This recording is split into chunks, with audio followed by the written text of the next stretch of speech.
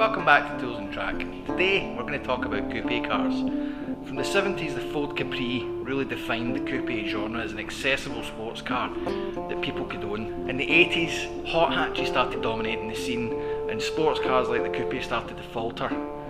Granted, the Capri was still going, the BMW M3 came along onto the scene, but it started to become out with the normal realms for an average Joe to go and buy a coupe. But in the 90s, a car came along that redefined that and brought the coupe genre up to date.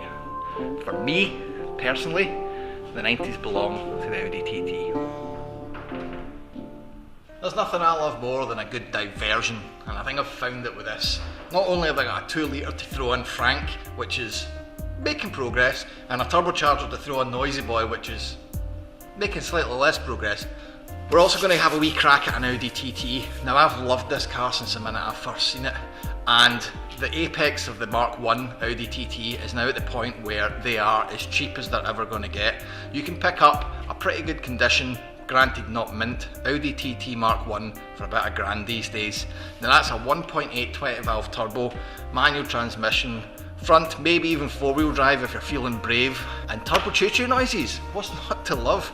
Now, being that Audi put in a lot of investment and time into the design of the TT, there's very little mechanically and structurally wrong with these cars. Granted, there are mechanical components that you're going to have to look at when you buy one, but this little guy that we've got here, it was an absolute song. It's my favourite colour, black.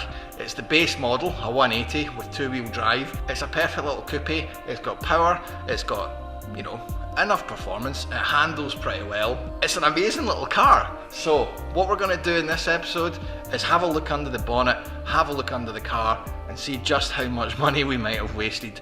There are issues with this car, namely wear and tear stuff.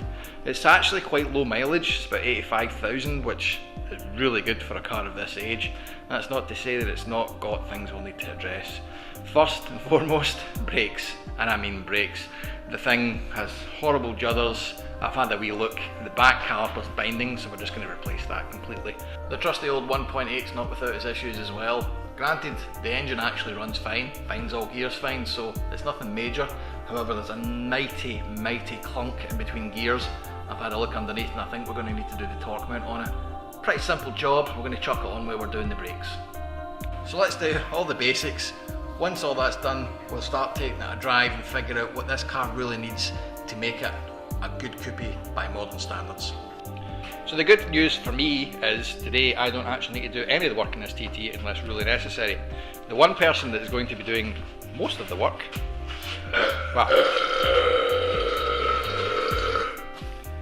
Morning. enter David. But Mechanic. Mechanical holder. I should point out at this point Let's stick with that, I like that. Right. but we should also point out that the car doesn't belong to David. It belongs to Amy. Say hello. Time for boost. Time for boost. Amy's going to do the work under the guidance of this man. So it's going to go badly wrong and he's going to need to redo all it. Is that going to be alright to jack up on the strong bit of the floor pan? Yeah, that's what I'm saying. Find the chassis leg and take it in that. I can't master move it. Did you get a screwdriver or something?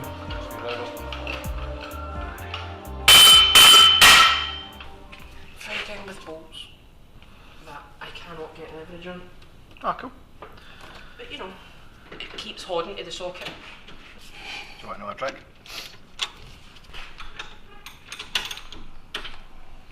You're a dick. Today we are continuing work on Amy's Audi, specifically replacing the torque mount, gearbox mount, etc.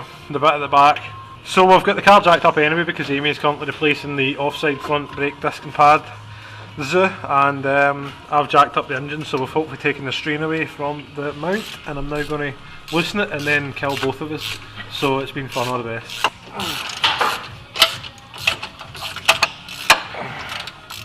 Fucking Jesus.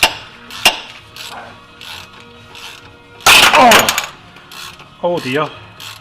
Many hours later. So the front of this TT is done, which is good, and I have more or less not lifted a finger at all when it comes to the brakes. is also good. So front brakes, disc and pads have been done. We did the engine mount, that's where things got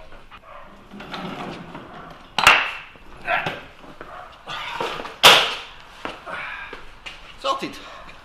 One removed, rather goose looking torque mount. Loads of play. So what we've done here is chop out along the line of that sheared bolt, and that's given us a free movement. The corrosion, as you can see in the back, had completely locked up that hole and we couldn't get the thing out. So some vigorous chapping, and the guy's out. So that's off, we can get the new one on. And well, I'll say that when they get the rest of the threaded bolt out from this. We should be able to do that alright because it is freely moving now. And we'll chuck in a new bolt, a new torque mount. Woohoo! Behold, one freshly fitted engine mount. That's looking a lot better.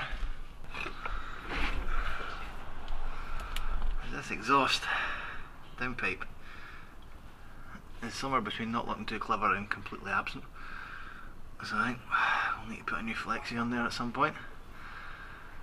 But that's doable. What isn't really that doable is the rest of the exhaust, which looks just as corroded. So now we're going to try and get cracked into it. I'm going to put the gloves on and we're going to get the back calipers changed and do the disc and pads there while we're at it, and then go to the pub. Hello. How is your day of fun at our skunk works? Other than the fact that I now have a cracked skull, all good. Thanks. Oh, let's see the injury. Go on for the camera. Can you see the egg on my forehead? Oh, Jesus. How did you do that?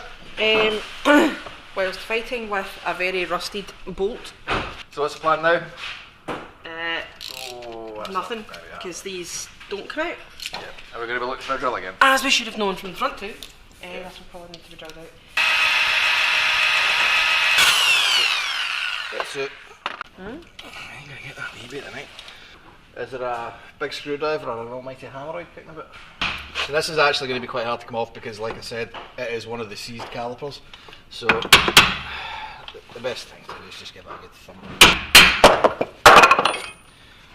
And it's off. Oh no. What? The elusive 7mm internal hex to get off of the... to get these carriers off. Oh no, wait a minute. Yes! Yes! I love it. I don't want to interrupt the party too much. The loam disc came off. Oh, I'll get the new one on. No, I'm just like stunned at how they thought, you know, this is probably going to cause people problems. That's good. I did worry that the excessive heat's going to have toasted this bearing, but it feels fine.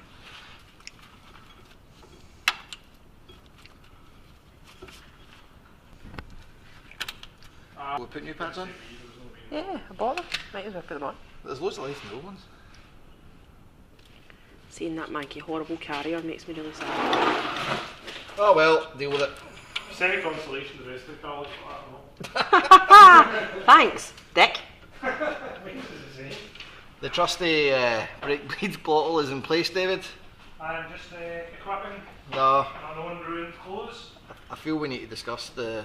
It's like Unruined clothes. like Samson's hair, man. I cannot get rid of this bottle. I mean, it's useless. I might as well just have like a bottle of Diet Coke with a hose going into it. But every time I use it, it works. Keep going. 4, 5, 6. So that's the brakes done, which is good. So all the basics that we needed to do to make this thing reasonably safe has been completed, which just leaves us to do one more thing. Go wash your filthy car.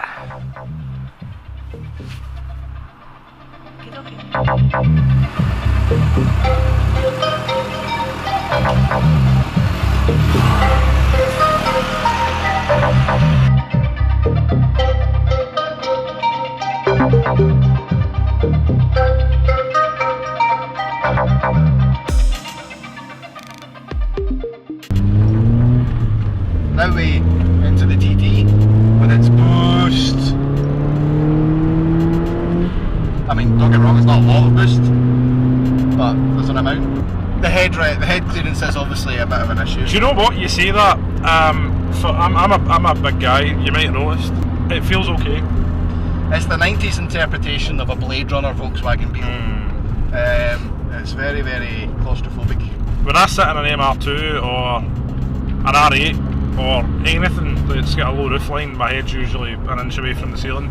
Yeah, it's not too bad. It's not bad, it's comfortable. And I find it comfortable. I think it's a great little car. Yeah. But the other big issue has got suspension, so if you it's very wallowy. It's like sailing a boat rather than driving a car. Apart from that, man, I mean, it holds its own. Realistically, the brakes we needed to do, the suspension you could live with. But everything else has been a matter of a few £100. Can I just say, I don't have lipstick on, it's just my lips are all broken. And I think it's because we've been out in the cold all day. Sure. So, should we not do it in a straight up that road? 60, 1, 2, 3. 0356 is when you started.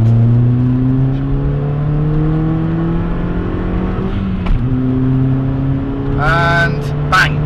That took 11 seconds, but it wasn't the best launch in the world. Whatever.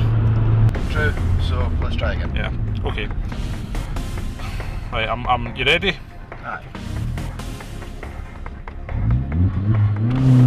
That was 21, we're counting down.